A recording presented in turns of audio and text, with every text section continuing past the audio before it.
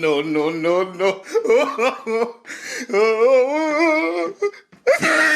Olympics in Sydney. We're in the final moments of the good? men's intellectual disability basketball finals, and Spain is This up is by interesting. I 24. will watch it. They've been killing it all week, and they're about to finish off Russia and jump to third in the medal table behind the United States and Britain. The entire country is, needless to say, thrilled, and why wouldn't they be? Unlike the cutthroat Olympics, the Paralympic Games are probably the most beloved sporting event in the whole world. It's a celebration of triumph over hardship, the wonder of the human spirit. It's one of the few times where athletes are all pulling for each other, and there are no real losers. But winning is just a bit sweeter, and That's Spain's cool. making it look easy I on like the that. hardwood. The last few seconds tick away, and the team comes out on top. Journalists are writing copies about all the adversity these 12 young men have overcome to climb atop the podium and receive their much-deserved this? gold medals. They're soon to be national treasures, a testament to guts, grit, courage, and hard work. If they could accomplish their dreams, what's stopping you? And as the national anthem plays and the crowd applauds, I'm not the laughing, moment it's seems just that- picture perfect.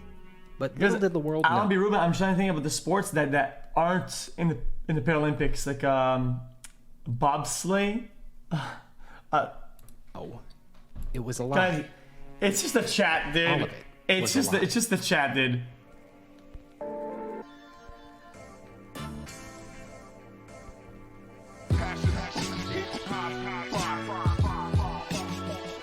Well, like high jumping and whatnot, probably.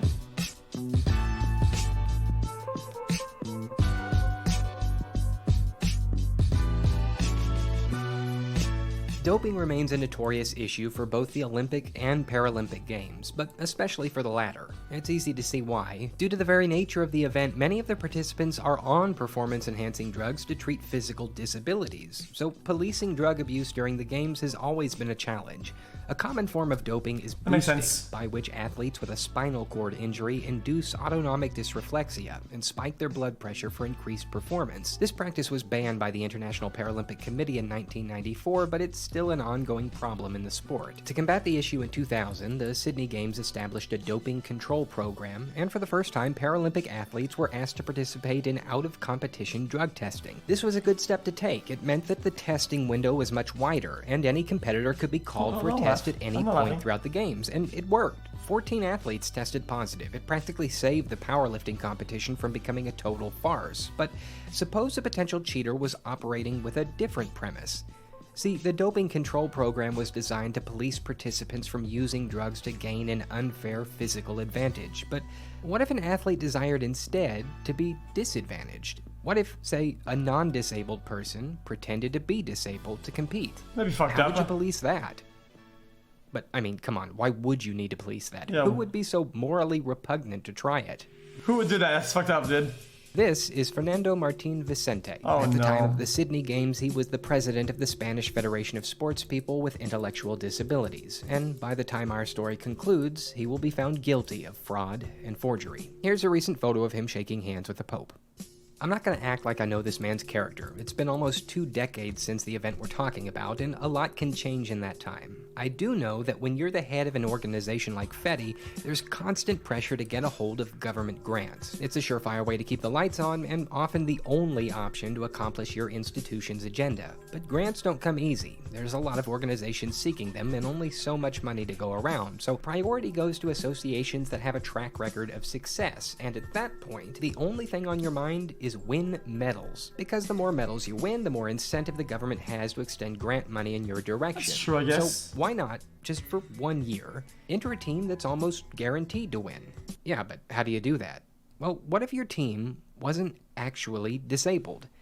How much easier could it be to come in first? And again, you're only doing it Guys. the one time. Just win a gold medal, and the incentives for grants is guaranteed. Your organization will stay afloat for the foreseeable future, you'll employ plenty of people, and in doing so, your association can continue to assist those who are mentally disabled for maybe decades to come. It's a classic case of trying to justify shady behavior in the name of the greater good. So FETI set out to build a super team, and build it they did. All that was necessary was to recruit some fairly competitive basketball players who were willing to keep their mouths shut about the scam, and things were set.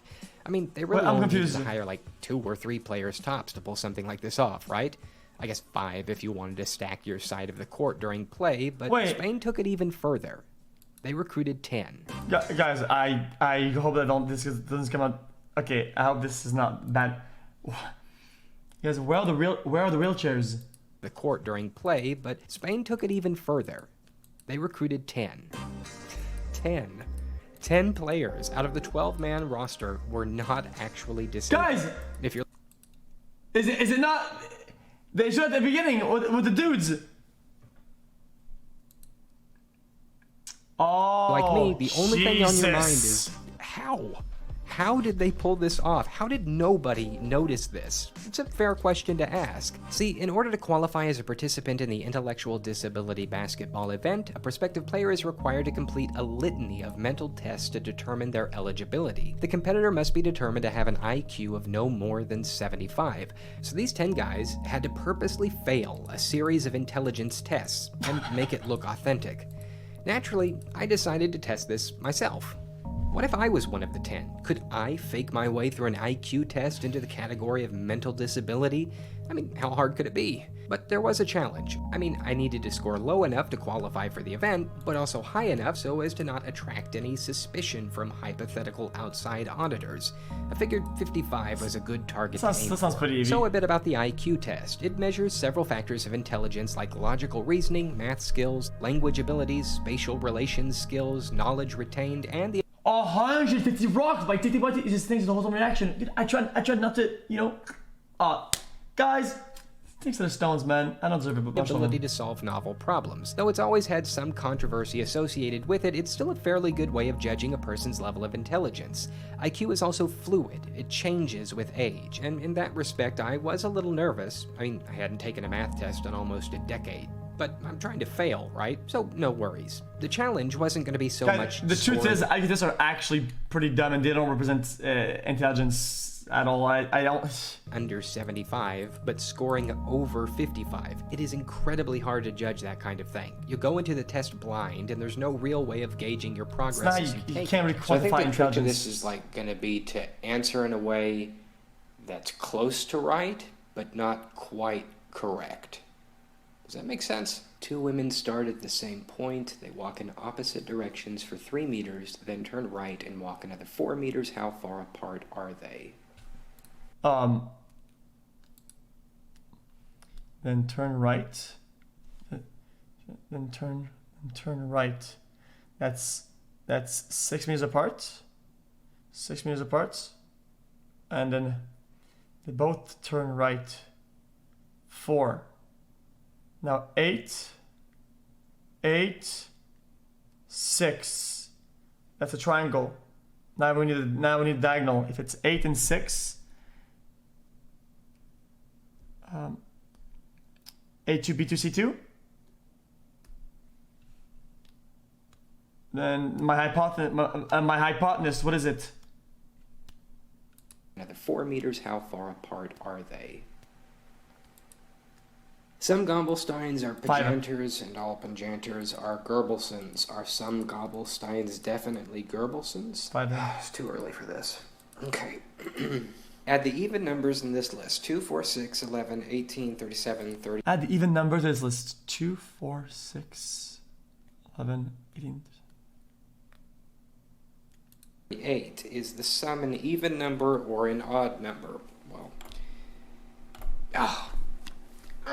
I answered that one right on accident. After about 40 minutes of deliberation, your boy walked away with an IQ score of 25. Might have undershot that a bit. So sure, I guess technically I wouldn't have had any problems qualifying, but I don't know if such a score would have allayed suspicion either. Another point I should probably make note of here. In the research for this video, I read conflicting reports as to how extensive the testing was for each player on Spain's team. Some claimed to have never been tested at all. Some alleged that they purposely scored low on tests issued, and other reports I read stated that all medical forms were forged from an outside source and delivered to officials without any players being made aware at all. But whichever way you take it, the end result was the same. They all managed to slip in with no issues. But every crazy story needs crazy twists, and this one's got a doozy. If this whole thing was a Hollywood movie, the main character would undoubtedly be this guy, Carlos Ribagorda. Seaman was one of the 10 recruited players that was in on the scam, and during the games he helped propel Spain to victory, but a few weeks after the closing ceremony, he sent his medal back to Paralympic headquarters as well as his team kit and the 150 pounds that each Spanish athlete athlete was given for the Sydney trip. Was it a sudden change of heart? Had his conscience finally gotten the best of him? Don't count on it. The truth? Carlos Ribagorda was an undercover investigative journalist, and he was blowing the whistle on the whole operation. So details are a little fuzzy about all of this, but here's what we do know. After 2 years of work to successfully infiltrate the ring, Seaman was called up 5 months before the Sydney Games and asked to participate. There were 5 months of training with not a single disabled person in sight. The 2 genuinely disabled players came from outside Madrid. In all that time, the only medical test he was ever subjected to? 6 push-ups, then a blood pressure check.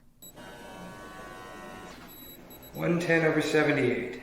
That's pretty good. I think I'm good. That's So perfect. they hit the floor in Sydney, and during their first match, the team played so well against their disabled opponents that they were up 30 points by halftime. At that point, their coach told them to slow down and let the other team shoot more, saying allegedly, Lads, move down a gear, or they'll figure out you're not disabled. so they moved down a gear. That's fucked And up, it dude. made no difference. When you've stacked the deck so deeply and so well, how could it? The entire week they cut down team after team after team, and suddenly we're back to the medal ceremony. As the anthem plays, as with That's every so event in the sad, Paralympics, dude. reporters begin to snap Guys, photos of the champions. Guys are smurfing against the disabled. And soon those photos are sent to newspapers all over Spain. They're the nation's Paralympic champions, after all. But funny thing about photos, they tend to get seen. When the team's picture appeared on the front page of a popular Madrid sports daily, it didn't take too long for players and coaches in that photo to get recognized. In an online article, the comments section began to be filled with people claiming to know this guy or that guy, how they weren't disabled at all, and the whole scheme began to slowly but surely unravel. Officials caught wind of the brewing storm and advised the players to wear sunglasses, hats, and grow beards so they wouldn't be recognized when the team arrived back home. After the plane touched down, Seaman got off the flight and blew the whistle by publishing one of the most bizarre exclusives of all time. And 2 weeks later, the team was officially disqualified and ordered to return the gold medals. The fallout was so bad that the IPC announced they would officially suspend all events that involved intellectual disabilities. All of them, due to serious difficulties in determining the eligibility of athletes. That suspension would not be go on, lifted dude. until 2009. In 2013, after a decade of investigation and court battles, Fernando Martin Vicente was found guilty of fraud and forgery, and he was fined 5,400 euros. A lot of folks would call it a slap on the no. wrist, but to be fair, he was also ordered to return the 150,000 euros that he received from sponsorships due to the team's victory. As for those 10 fake disabled Paralympians, when all was said and done, they walked away with no charges. Good one, dude. This is the point in the video where I'm supposed to come up with some kind of moral, to wax poetic about how crime doesn't pay and cheaters never prosper. But I can't, because that's not true.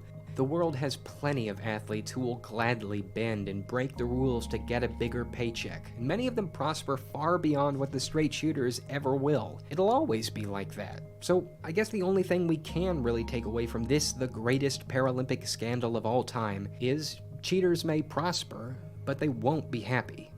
In a later interview, Seaman said this about the team's attitude during the medal ceremony. The whole thing was a farce, really. We stood there and listened, but it was a false medal. It was a false national anthem. Nobody really wanted to talk about it afterwards. See, that's the saddest thing about all this to me. Winning wasn't enjoyable for the team because the team's victory was a lie. A gold medal shines brightest when it's won fairly and honorably. It's not nearly as satisfying to win when there really was no challenge in the first place, right? And it's not just that they won by dishonest means, it's that they stole the medals from other teams that actually were battling these hard mental disabilities. Guys, some people are pieces of shit, though. They don't care, dude. Paralympians of the opportunity to grab a moment of victory. A moment that many of them sorely needed. Cheat and get away with it, and every prize you receive will feel hollow. Guys, my reasoning, chat, is that if some of these guys had the real competitive fire, they would have tried to compete, or they would strive for real competition. They wouldn't do shit like that. So it's why that I'm pretty sure that them winning that probably fulfill them in some way, because they don't have that fire. Meaningless. Oh, and cheat and get caught, and be prepared to have that stuff stick to you for the rest They're of bottom your of the life. barrel dwellers, Even dude. Carlos Ribagorda, the hero of the story, will have his name forever connected to the events at Sydney, and he was the good guy. How much worse do you think it is to be one of the other 9, or the guy labeled as the mastermind of the whole operation in the end? Was all of this really worth it? In the heat of the moment, it might have seemed so, but at the last, what were they left with? Oh, I take your money too, motherfucker. I'm not disabled. What's wrong with you, man? Yo, I'm not disabled, dude. Guys, I had the IQ test for 127. I'm like top 1%. This coconut, it's fucking, dude, it's powered up at the wazoo, dude.